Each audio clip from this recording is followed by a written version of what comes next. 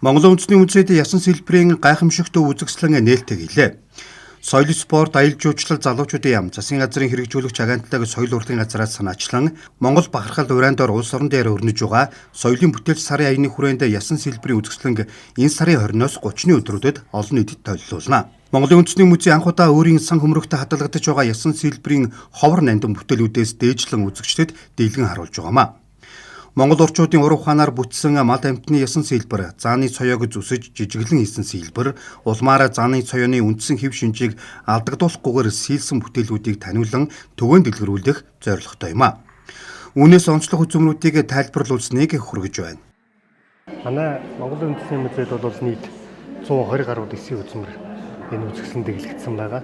Тэдгээр үзмрүүдээс одоо яг угсаатан зүүн онцлог үзмэр гэх юм бол энэ 3 давхар ястай бугын ясаар хэрэлсэн эмээл байна.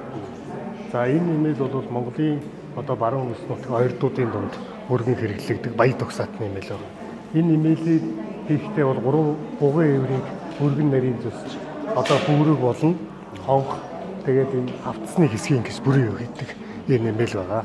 Ер нь монголчуудын одоо эмээлийн хэрэг бол ясаар хийдэг уламжлал одоо бус орчуулгын дурсгал бол 13-аас 14 дугаар зууны үед олгогдох Монголын эзэн төрнөд олгогдох бус орчуулгын дурсгалаас гардаг. Энэ уламжлал бол өдөөгөө Монгол улсын нутагт байгаа угсаатны бүлгүүдийн дотор эмээл хярлах уламжлал байна.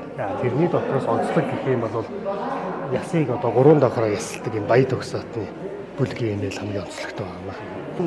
Зааны соёон дээр сэлбэр бол 1950-аад оны оноос урчуудын хартал бий болсноос зааны соёон дээрх сэлбэрлэх уламжлал одоо Монголд энэ зааны соёон дээрх сэлбэрийн гол онцлог нь гэх юм бол монголчуудын өөрсдийнх нь уламжлал мал аж ахуй болоос шашин шүтлэг болон тухайн үеийн нийгмийн байдлыг дүрслэснээр онцлог байдаг.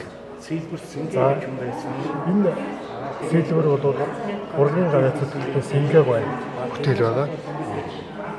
За энэ урчуудын артелд бол энэ зааны соёо баг одоо халуун орны бүс нутгаас өмнөд Азийн бүс нутгаас бол төрийн бодлогоор авч ирж материалыг бэлдэж өгдөг байсан юм.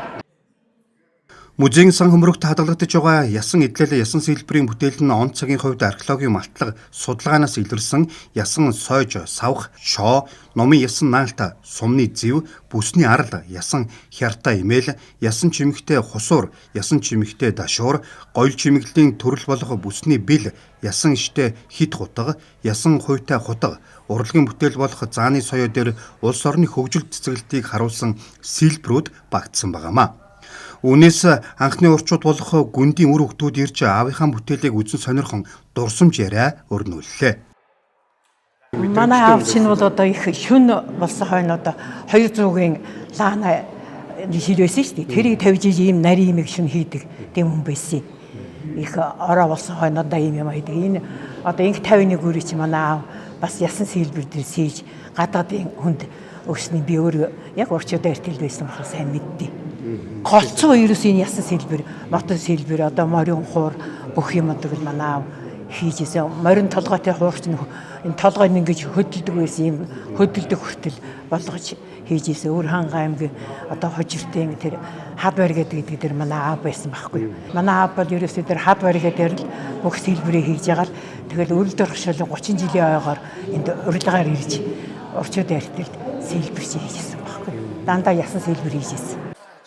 Түүнчлэн Жанжин Сүхбаатар чойволсон Сталин нарын дүр бүхий сэлбэр тоглоом наадгайн төрөл болох бугын эврээр хийсэн хорол тоглоом, ясан шатар, шагаан хашлага, нэрт хуурч төдвийн ясан чимэглэлтэй морин хуур зэрэг 120 гаруй дэсийн үзмэр багтаж байгаамаа. Монголын үндэсний музейд 150 дэсийн 310 ясан сэлбэрийн үзмэр хадгалаастай байгаа юм.